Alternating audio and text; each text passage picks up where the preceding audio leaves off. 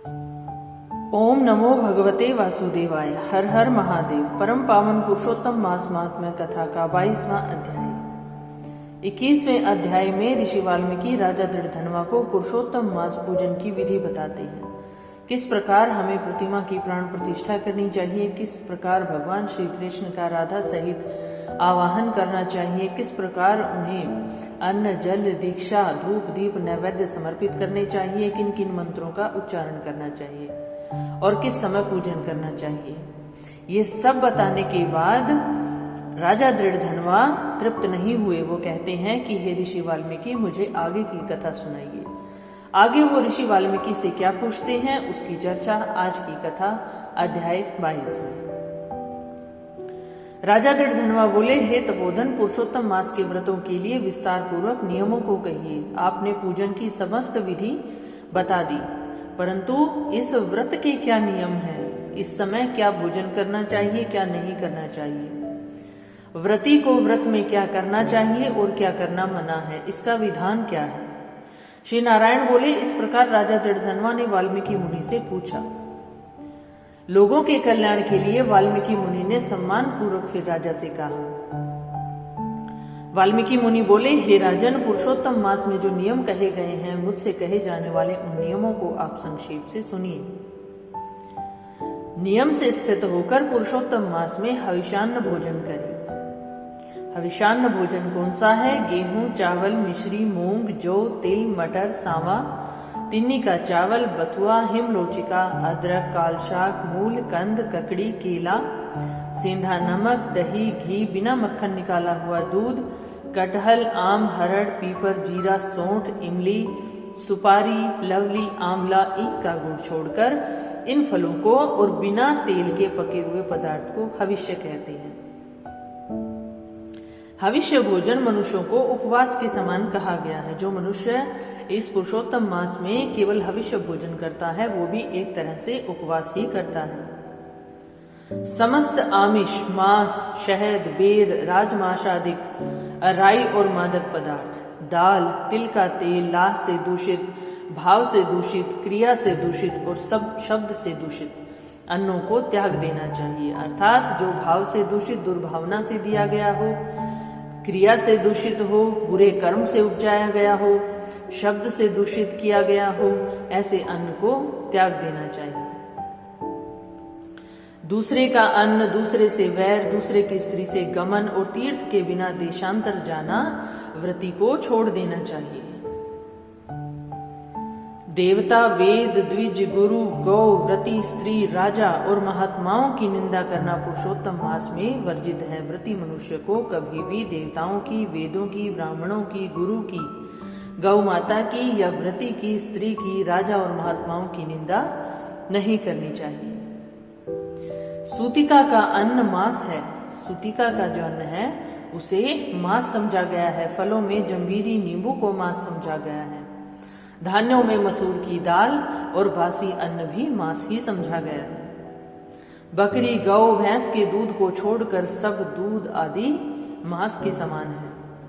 ब्राह्मण से खरीदा हुआ समस्त रस, पृथ्वी से उत्पन्न नमक मांस है। तांबे के पात्र में रखा हुआ दूध, चमड़े में रखा हुआ जल और अपने लिए पकाया गया अन्न, विद्वानों ने इन्हें मांस के समान समझा है।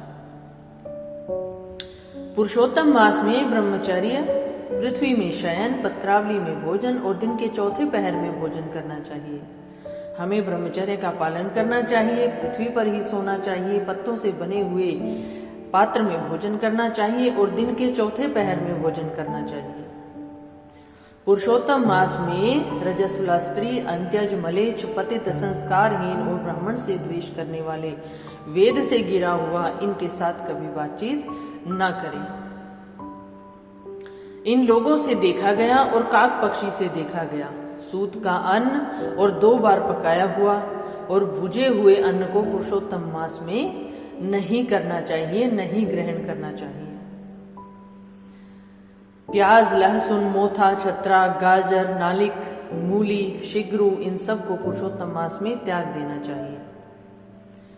व्रती इन पदार्थों को समस्त व्रतों में हमेशा त्याग करें। इन सभी पदार्थों को व्रत के दिन हमेशा त्याग देना चाहिए।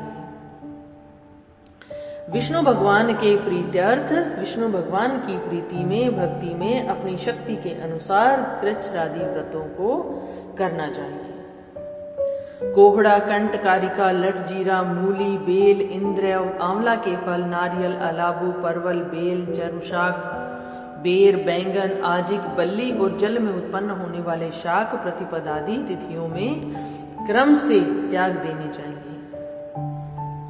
अर्थात जब प्रतिपदा तिथि आदि होती है, जब प्रथमा तिथि होती है, तब कोहड़ा, कंठ, कारिका, लठ, जीरा, मूली, बेल, आंवला, नारियल इत्यादि फलों का सेवन नहीं करना चाहिए।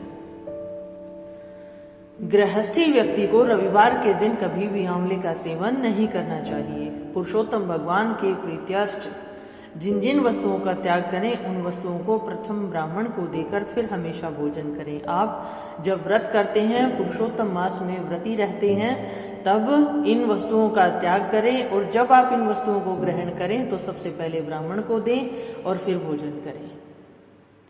व्रती कार्तिक और माघ मास में इन नियमों का पालन करें। हे राजन, व्रती नियम के बिना फलों को नहीं प्राप्त कर सकता।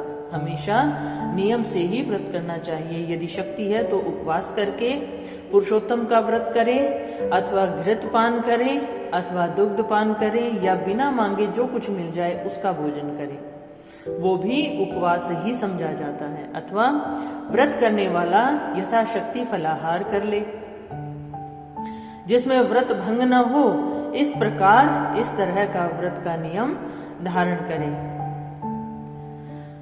पवित्र दिन प्रातः काल उठकर पूर्वाहन की क्रिया करके भक्ति से श्री कृष्ण भगवान का हृदय में स्मरण करें और व्रत के नियम को ग्रहण करें। हे भूपते, उपवास व्रत, नक्त व्रत और एक भुक्त, इनमें से एक का निश्चय करके इस व्रत को करें। पुरुषोत्तम मास में भक्ति से श्रीमद् भागवत का श्रवण करें तो उस पुण्य को ब्रह्मा कभी कहने में समर्थ नहीं होंगे। अर्थात इसका पुण्य इतना होता है कि स्वयं ब्रह्मा भी उसका बखान नहीं कर सकते। श्री पुरुषोत्तम मास में 1,00,000 तुलसी दल से शालग्राम का पूजन करें। 1,00,000 तुलसी दल, 1,00,000 तुलसी के पत्तों से शालिग्राम भगवान का पूजन करें। इससे अनंत पुण्य की प्राप्ति होती है। श्री पुरुषोत्तम मास में कथनानुसार व्रत में स्थित व्रती को देखकर यमदूत सिंह को देखकर जैसे हाथी भाग जाते हैं, उसी प्रकार भाग जाते हैं। अर्थात इस मास में व्रत करने वाले मनुष्य का यमदूत भी कुछ नहीं बिगाड़ सकते। वे उसी प्रकार भाग जाते हैं जिस प्रकार सिंह को देखकर हाथी भाग जाते हैं। हे राजन, ये पुरुषोत्तम मास व्रत 100 यज्ञों से भी श्रेष्ठ है, क्योंकि यज्ञ के करने से स्वर्ग की प्राप्ति होती है, परंतु पुरुषोत्तम मास व्रत करने से मनुष्य गोलोक को जाता है। जो पुरुषोत्तम मास व्रत करता है, उसके शरीर में पृथ्वी के जो समस्त तीर्थ और क्षेत्र हैं, संपूर्ण देवता हैं, वो सब निवास करते हैं। श्री पुरुषोत्तम मास का व्रत करने से दुस्वप्न यानी बुरा स्वप्न, दारिद्र्य, गरीबी, कायिक वाचिक शरीर से, वाचन यानी कि वचनों से, और मानसिक पाप, ये सभी नष्ट हो जाते हैं। मनुष्य के कायिक, वाचिक और मानसिक सभी पाप नष्ट हो जाते हैं। पुरुषोत्तम भगवान की प्रसन्नता के लिए इंद्र आदि देवता पुरुषोत्तम मास व्रत में तत्पर हरि भक्त की विघ्नों से रक्षा करते हैं। पुरुषोत्तम मास व्रत को करने वाले जिन जिन स्थानों में निवास करते हैं, वहां उनके सम्मुख भूत प्रेत पिशाच कुछ भी नहीं टिकता, वो सभी स्वतः भाग जाते हैं। हे राजन, इस प्रकार जो विधि पूर्वक पुरुषोत्तम मास व्रत को करेगा, उस मास व्रत के फलों को यथार्थ रूप से कहने के लिए साक्षात शेषनाग भगवान भी समर्थ नहीं, अर्थात भगवान विष्णु भी समर्थ नहीं है। श्री नारायण बोले, जो पुरुषों में श्रेष्ठ पुरुष मन से अत्यंत आदर के साथ इस प्रिय पुरुषोत्तम मास का व्रत करता है, वह पुरुषों में श्रेष्ठ और अत्यंत प्रिय होकर रसिकेश्वर पुरुषोत्तम भगवान के साथ गोलोक में आनंद करता है। बोले श्री कृष्ण भगवान की जय हो, श्री विष्णु भगवान की जय हो। इति श्री बृहन् नारदीय पुराणे पुरुषोत्तम मास महात्म्ये 22 अध्याय संपन्नम। हरिशरणम। आज के अध्याय में ऋषि वाल्मीकि ने राजा दृढ़धनवा को व्रत के नियमों के बारे में बताया।